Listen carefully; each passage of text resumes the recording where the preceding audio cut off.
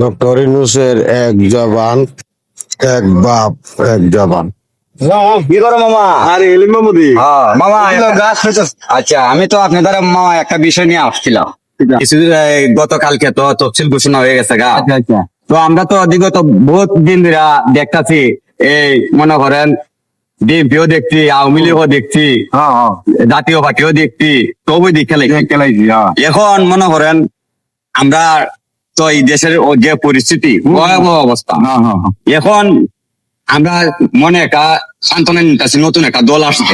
হ্যাঁ, ঠিক আছে, আমাদের ভালো লাগতেছে। তো এখন কারে দিলে, ভোটটা দিলে আমরা এই দেশের পরিস্থিতি ভালো হইব, মানে ভালো একজন ব্যক্তি দেখিয়া আপনি কি মনে করেন? আমি এই প্রশ্ন এটাই আর কি। আমার একটা সুন্দর একটা প্রশ্ন করছো মামু, তোমার ধন্যবাদ। বয়স 40 হয়ে গেছে, 38 হয়ে গেছে। তো অনেক দলতি দেখছি, আওয়ামী লীগ দেখছি, নাঙ্গল, গামছা, অনেক কিছু দেখছি, কিন্তু বাংলাদেশ তো বাবু শেষ।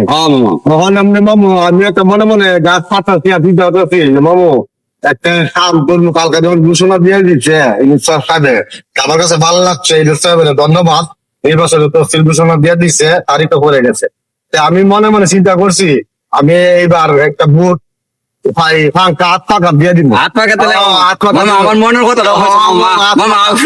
হাত পাকা দিয়ে দিব। কেরে না, এই আল্লাহর হতে চলতে এলে মামু এটি লাগে। মামা, আমার খুব ভালো লাগছে মামা এই কথাটা।